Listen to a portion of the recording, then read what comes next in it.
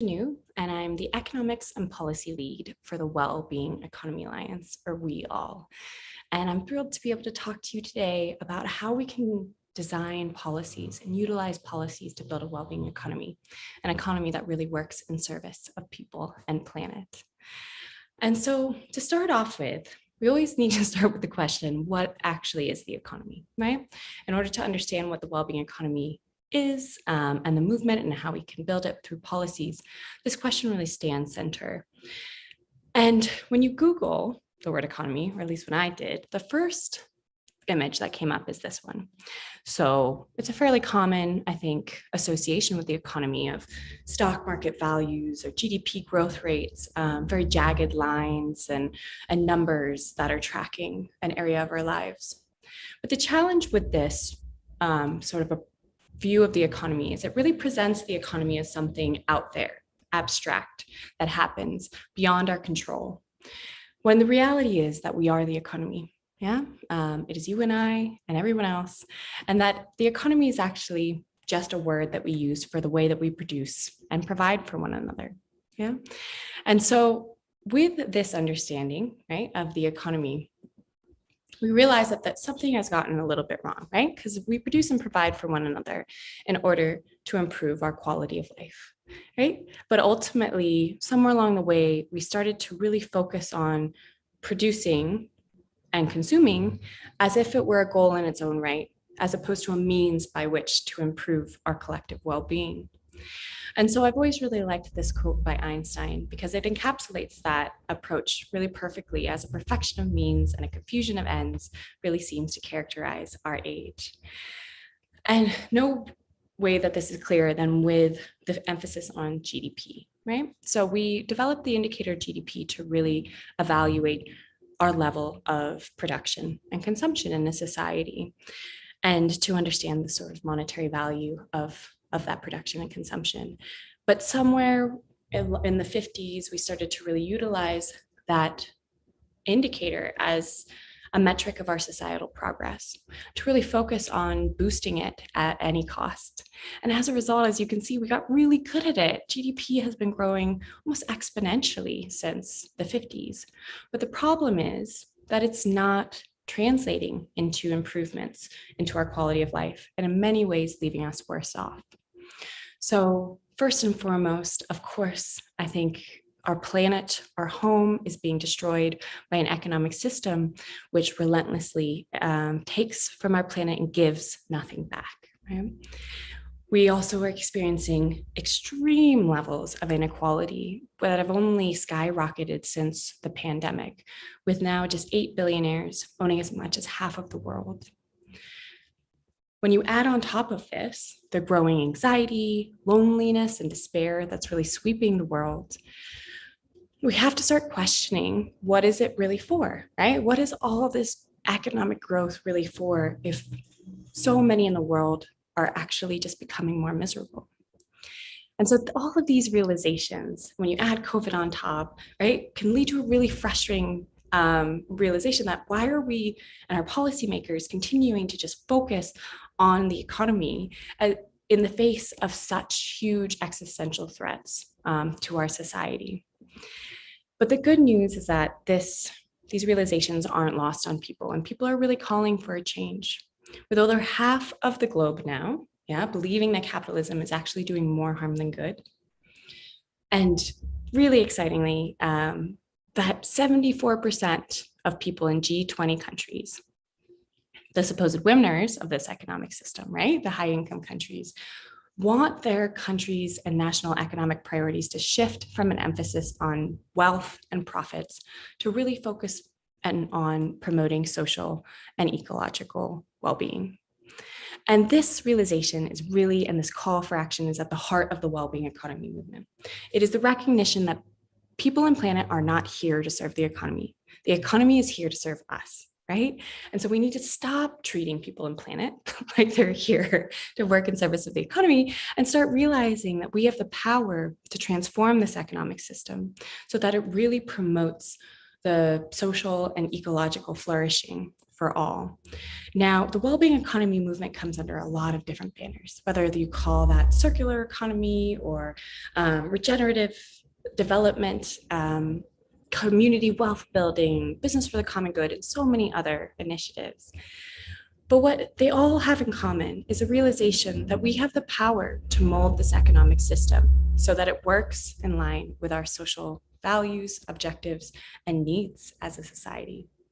And that ultimately we have the power to break out of this cycle of just focusing on growing the economy as fast as possible so that we can take some of that wealth through taxes in order to fix the damages that are done to people and planet in the process, and really get the economy to do more of the heavy lifting, right? So meaning that we can really get the economy itself to be regenerative, right? So actually work to protect our ecosystems, to create zero waste, to revitalize our natural environment, to ensure a fair distribution of wealth and power throughout the system, so that we don't need to rely on the state after the fact in order to always be that agent of redistribution or of protection and to prevent these issues from the first place. And so with this realization, this is what the well-being economy sort of vision is all about.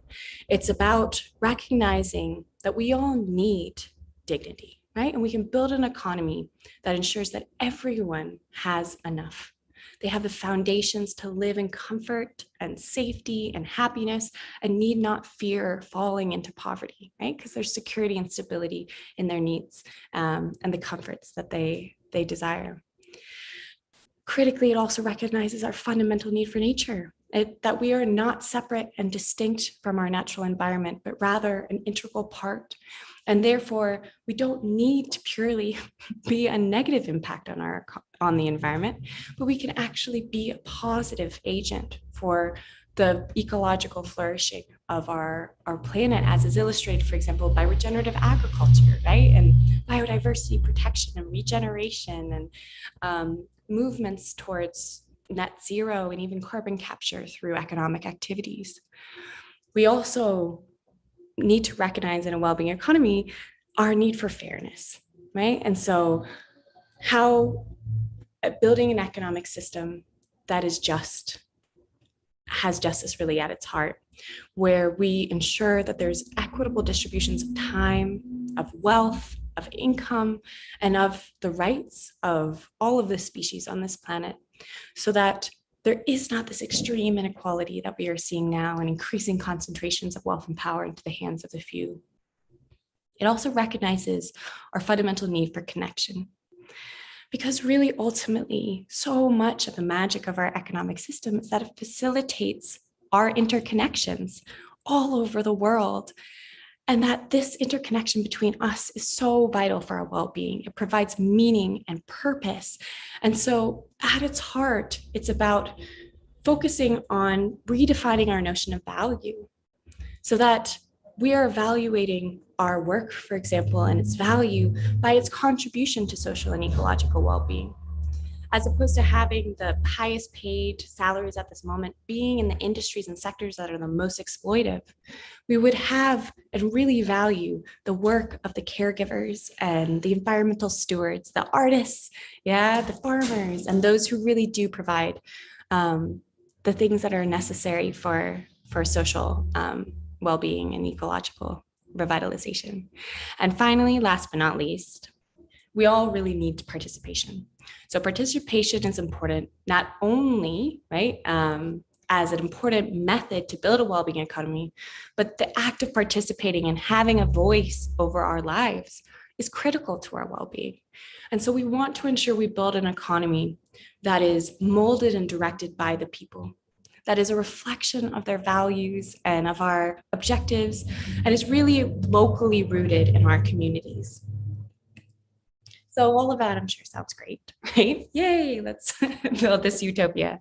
So the question is, of course, how do we actually get there? And so this is why the Wellbeing Economy Alliance was started. There was a recognition that around the world, there were so many incredible thinkers and activists, businesses and governments who were really trying to transform this economic system and recognize the need for deep systemic change. And that if we could bring them together, we could build the power base that is really needed to transform the system.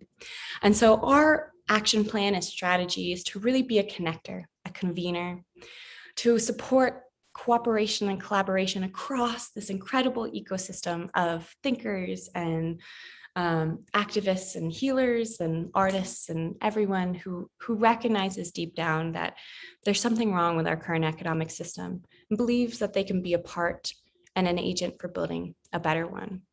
And we sort of try to aim to support this movement and this building and growing power base through developing accessible knowledge around what is a well-being economy and how do we get there, and building new hopeful narratives that move us from just critiquing our current economic system to really envisioning a new economic system that seems viable and really desirable.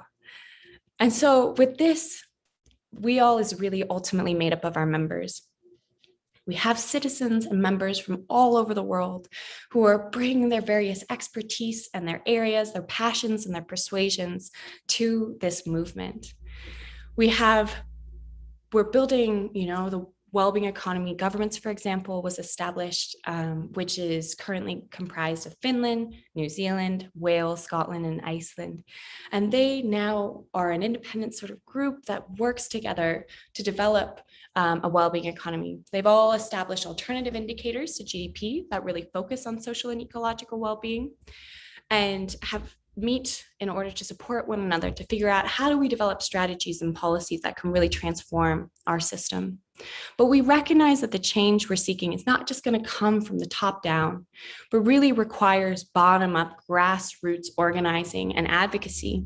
And so we also work on building place-based hubs where people can come together from the public, private, and third sector to really work together to advocate for a well-being economy and to develop the strategies and initiatives that really make sense for their specific context, and to really push their policymakers and society at large to transition towards a well-being economy.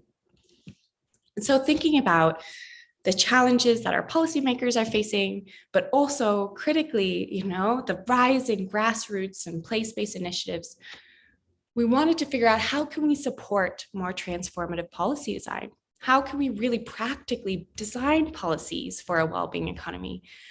And so this was what led us to develop a well-being economy policy design guide. This project was created and brought together over 100 of our members from all over the world who supported in bringing together the resources, information, case studies, content, and ideas that make up this process. And ultimately, one of our members, Till, I think, articulated what we were aiming to achieve really beautifully when he said, "The flaws in mainstream economics and GDP are now well documented. But what's really needed is a practical guide on how do we build a well-being economy and how do we organize this transition in a democratic, inclusive, and participatory way. Because such a guide would help us to institutionalize this process and give tools to policymakers that can present the well-being economy as a feasible alternative." Yeah. So with this quite ambitious goal in mind, we started off with thinking about what are the core principles that really need to underpin a well-being economy design process. And the first one is the goal orientation, right? It's about switching and moving our understanding of societal progress from a focus just on wealth, right, to well-being. How do we focus first and foremost on social and ecological well-being, and then think about how we can design the economy and mold and direct it so that it works in service of those goals? It's really about recognizing the importance of a contextual approach, because one of the major issues with mainstream economics is this one-size-fits-all idea that across space and time, all economies are fundamentally the same, that all people are fundamentally the same, and therefore ignores the incredible power of culture and history, politics, values, geography, and so much more that determines the ways that we produce and provide for one another. And so recognizing that the journey to a well-being economy and the ultimate shape and form will look different in different places, and that that's important to allow space for. It's really about taking a holistic view. So recognizing that the economy is not separate and distinct from our society, politics, culture, and the environment, but that all of these things are really interconnected. And how do we take a systems approach in which to examine and explore those interconnections? And one of, I think, the most important ones when we think about policymaking is around the strength-based approach. So I've been working as an economic policy advisor and facilitator for over a decade. And in working with governments, the major thing is it almost always starts with a problem, right? So you start with a critical problem and the government's there to come in and fix it, right? But when you start with a goal and a positive vision of what are we actually trying to achieve, and rather than saying, what are we lacking, looking at what do we have already that is in line with that vision, that is in support of that vision, and how do we build on that? How do we support and encourage those areas of our society and of our lives that are in alignment with that vision so that that can be a foundation for its achievement? And last but not least is the point around participatory, because this principle you'll see is really strong throughout our proposed process, because one of the major issues of the shape and form of contemporary globalization has been people feeling they don't have a voice over their lives anymore, that they don't have the power to determine their economic destiny. And so ensuring processes for people to be engaged in outlining what they really desire and building the strategies and policies that will get them there is really core to this process. So with this in mind, what does this mean in practice, right? So we generally have broken up this process into 5 stages, which, as with any sort of written document, makes it seem kind of sequential. But ultimately, anybody who's worked in policy knows that it never works that way. It's always a process of iterative trial and error and coming back and reconnecting to these different processes. And so whilst this will seem kind of linear, please, recognize that it's a very circular and integrated sort of idea and process. But the first sort of area we focused on was really around this idea of how do we develop a well-being vision? Okay, so if we're not going to keep evaluating our societal and national progress by our level of production and consumption, namely GDP growth rates, we need to become clear on what really matters for well-being, right? How do we develop this vision of what a flourishing society would look like? And so around the world, well-being visions come under a lot of different names. So there are indigenous conceptions like Buen Vivir or Ubuntu that really recognize and look to a vision of a society that lives in harmony with one another, with the natural environment, and with ourselves. And in thinking about, communicating this, they bring art and culture. Other governments also have been working on developing well-being frameworks, right? That can be either illustrated as an infographic, but identifying those areas of life that are really most important to well-being. And so it starts really with understanding what matters for well-being in the first place. And so I promise this is the only time I'll show you an actual page in the guide. But the point is that we recognize there are different ways to do this. So we're not going to say these are the things that matter for well-being, but we'll show you and give you tools and resources on how do you organize community forums or focus groups, surveys, and citizen assemblies by which to bring people together to really identify those areas of life that are important to well-being. Because ultimately, this is not a question of just analytical rigor. This is also about moving from our head to our heart, and recognizing and thinking about those aspects of our own vision of success that need to be challenged so that it's not purely about material success, but really about the connection or education, the creativity, the health, the meaning, the respect, and the flourishing, right, that we want to achieve as a society. And so around the world, there have been a lot of different approaches to this, but in Germany, for example, they organized a wide range of public consultation sessions all over the country, brought people together to ask them what mattered for well-being. And you'll see here, right, that they ended up with thousands of responses, but these were some of the most common. And there are some, clear outcomes, right? They want access to healthcare. That feels really important, or, our salaries, our sense of security. But there's also a lot around values of equity and helpfulness, solidarity, and critically also processes around the need for political participation, for civic engagement. And so all of these kind of ideas ultimately can form a new framework for a society around, this is our well-being vision, these are our well-being goals. And then what's happening in a lot of countries and communities around the world is that then they're figuring out how to measure and create indicators by which to monitor progress around those areas. And one of my favorite examples is one of the WEAII countries is Wales, because they not only developed these 7 well-being goals, but they really thought a lot about how does this translate into a different form of governance and way of working. So they have these five sort of principles for how they want to work together.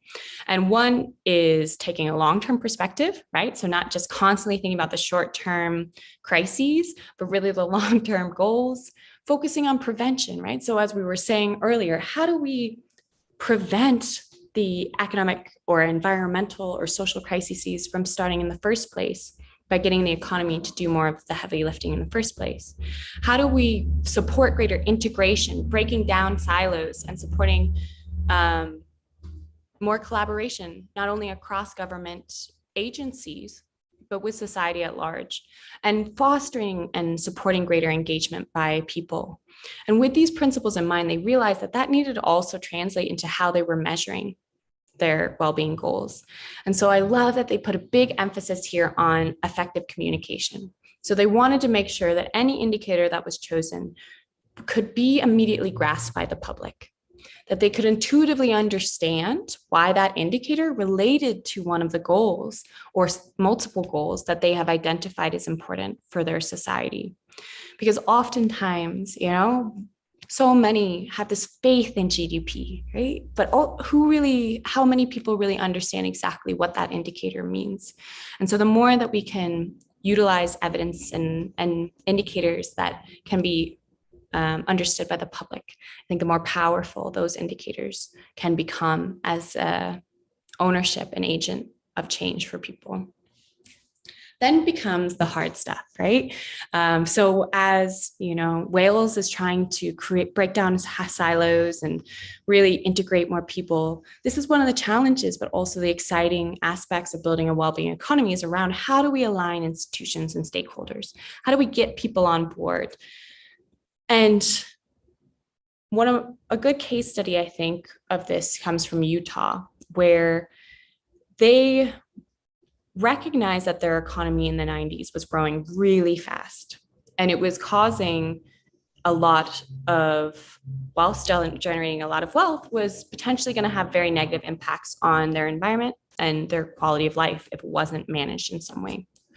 And so they wanted to develop a new economic strategy, but they wanted a very participatory process. And initially, there was quite a bit of resistance to this, the idea of getting the general public engaged in developing an economic strategy, because some people held, paternalistic views that were saying, well, the economics is just for experts, right? And people don't know what they want or what they need, et cetera. Whilst other challenges related to the fact that this was a statewide initiative and different towns and municipalities felt that this would be an encroachment on their sort of authority, right? And that the sort of economic growth strategy should be within their arena.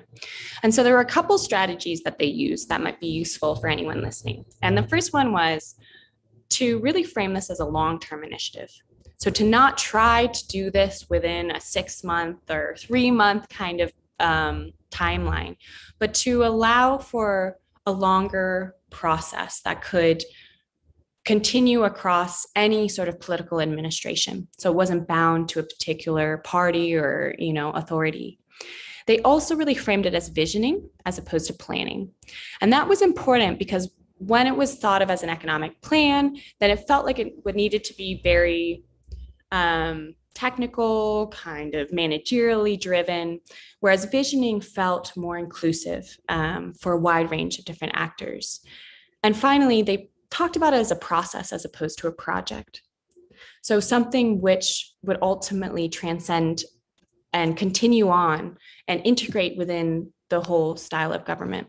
And ultimately, it did take a long time to get everybody on board, to get all of the information that was needed to really understand the different social and ecological dimensions of economic activity, to organize planning sessions where citizens could come and put little dots where they would want a park or where they would want a different kind of store or public transportation mechanisms.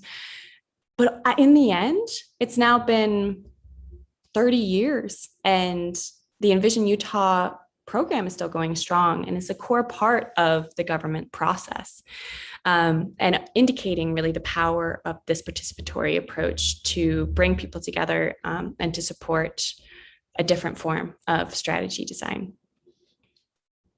The next step, and this one is quite radical. So in working in economic policy, predominantly there tends to be this horizontal approach, right? And I mean this in terms of how do we create an enabling environment for economic activities through free trade initiatives or, business-friendly sort of regulations.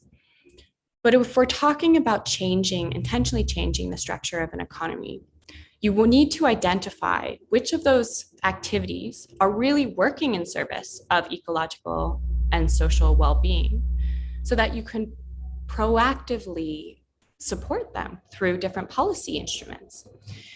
And I think a really good example of how intuitive this process can be was with COVID, when it took almost no time for governments to identify the economic activities or sectors that they believed were really essential, right? Essential for maintaining the well-being of the society. And they weren't the hedge fund managers, right? And the CFOs and these things that are paid a ton of money, but really the farmers and the teachers and the grocery clerks and those people who really provide the things that we need on a day-to-day basis. And so if we can identify that so quickly, right? I have faith that as a society, we can go through a process of discussing and identifying those areas of economic life that really do contribute to the well-being of our people and planet. And then developing strategies on how do we really foster and build those activities as the foundation for the future.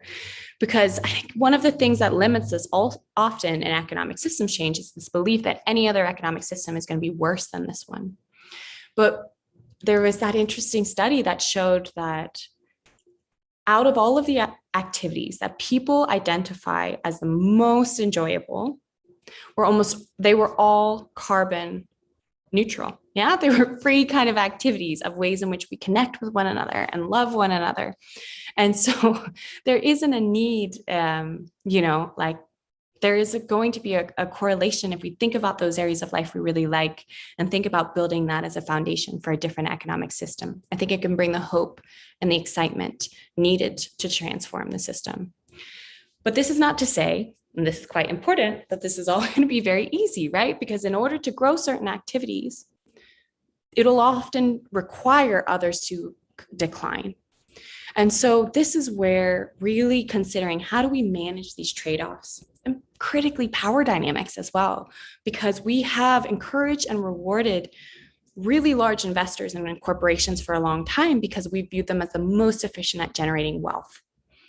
But as we think about how can we efficiently generate well-being, different kinds of enterprises and activities will be important. And so as we rebalance this power, right, there will be tensions. And so we need to think about what are those tools and processes like the just transition, right, that are being utilized to mitigate the short-term challenges and painful consequences of sunsetting certain industries, for example, that in the just transition, like the coal or oil and gas, which are destroying our planet, right, and our very survival. And so with this, we then actually get to the policies themselves. And so policy is really the way in which we influence collective behavior. And there are always a lot of different kind of policies that you can use and different approaches that can achieve the same aims. And so in different contexts, you will want different kinds of instruments. And ultimately, it's really about the collection of instruments and how they work together to build and maintain different kinds of economic architecture. But these are some examples, right, of different kinds of instruments, such as regulations. So where we actively ban certain kinds of economic activities or require certain kinds of ones. You can use incentives or disincentives, right? So providing subsidies or tax exemptions to encourage certain kinds of activities, or taxing the ones that we don't want, or putting tariffs or other kinds of disincentives to discourage them. You also have information campaigns, so where we use information and training, communication and ideas like buy local in order to encourage certain kinds of activities or behaviors. And then there's also when the government sort of just steps in and becomes its own economic agent, right? So it directly produces or provides things that are needed for society themselves. And then this is something which, is not often considered enough, but really important new growing spaces. The government can also just get out of the way altogether and allow for community and society to govern and make decisions and rules regarding how they want to produce and provide for one another themselves through the commons. And so there are always a lot of different ways in which we can encourage and reward those economic activities, and considering them all is important so you can find the one that suits the best for your context.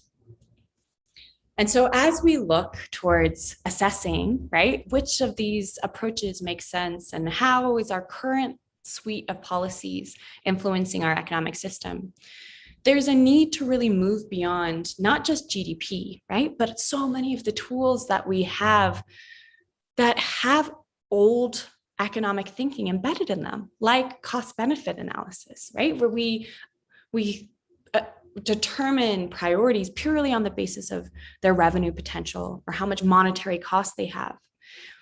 And one place where I really love, again, a WEAII country that's, I think, doing incredible work in this area is Iceland, because they've focused a lot on gender equity and equity as a value that they really want to put at the heart of their decision-making.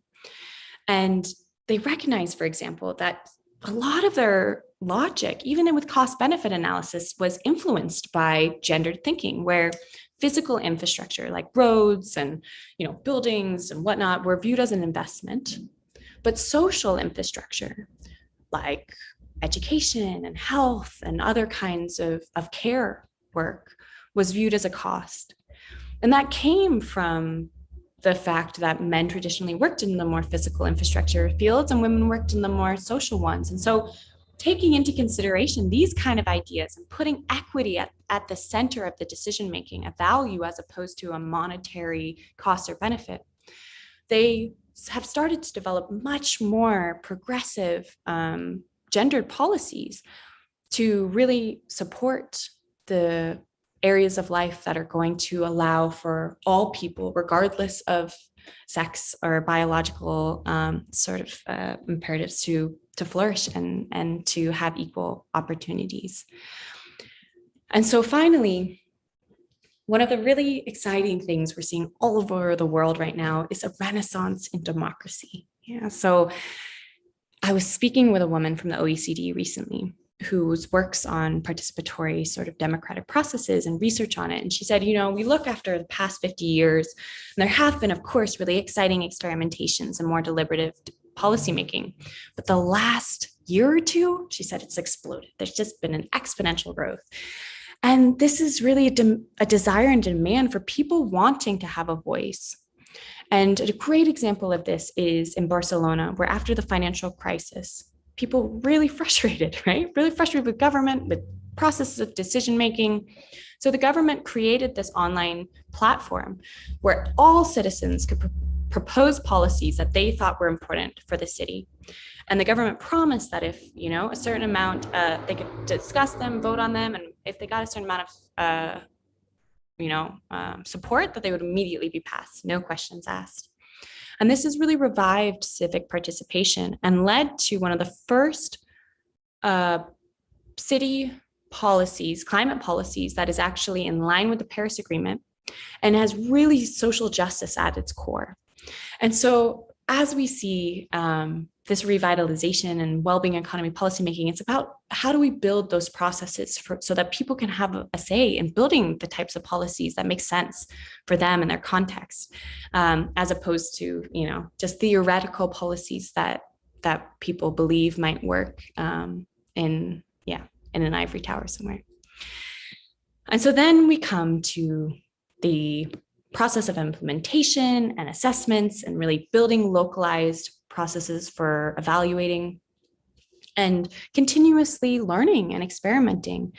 And so taking and looking at, once we build these indicators, right, of social and ecological well-being, monitoring that over time to understand what kind of intersection there is between these dimensions, to understand how certain kinds of policies or initiatives impact that well-being, so we can continuously learn and develop along the way. And that's really, I think, what at the core, one of the biggest challenges and one of the most important principles and processes for this is for us all to embrace a spirit of experimentation, to realize we're trying to achieve something that hasn't been done before. And so we want to realize that there's as much to learn from success as there is from failure, and to allow our policymakers to fail by acknowledging that we ourselves are policymakers as well, so that we can collectively really work together to build the policies that make sense for our economies and for our collective societies now and for generations to come.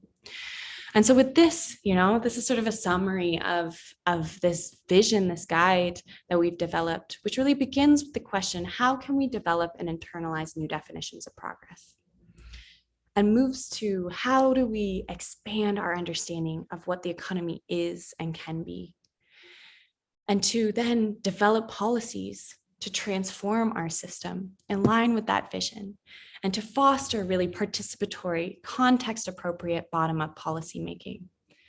And how can we continuously learn and adapt on our journey towards a well-being economy, right? And so these are the questions that have guided this process. And now we are at a wonderful point where we have these exciting next steps, where we're actually working with local governments in Scotland, New Zealand, Canada, California, and more to really test these processes, to see what this looks like in action, to bring people together to be a part of economic strategy making, and to think about what are those concrete policy changes needed for a well-being economy.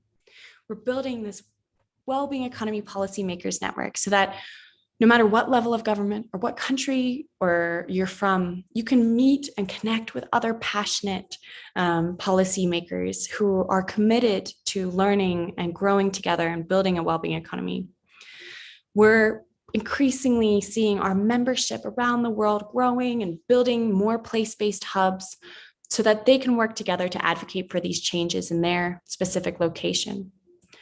And all the while, also, we're going to be focusing this year on thinking about what are the necessary changes and policy transformations also needed at the global level, so that we can build an economic architecture and support governance reforms that are needed to make space for self-determination, right? And for well-being economy policy making at a local level and at the national level. So I really hope that if you're interested or inspired by this, that you will join us. Yeah, get involved, become a WEAII member. If you want to, as an organization or an individual, join our policymakers network. If you're a policymaker or if you're a government agency and want to learn about doing this in your place, reach out to me, let me know. And please follow us on any of our different channels and see what our incredible membership is up to. So with that, I'll say thank you so much, and I hope you have an amazing conference. All right, bye.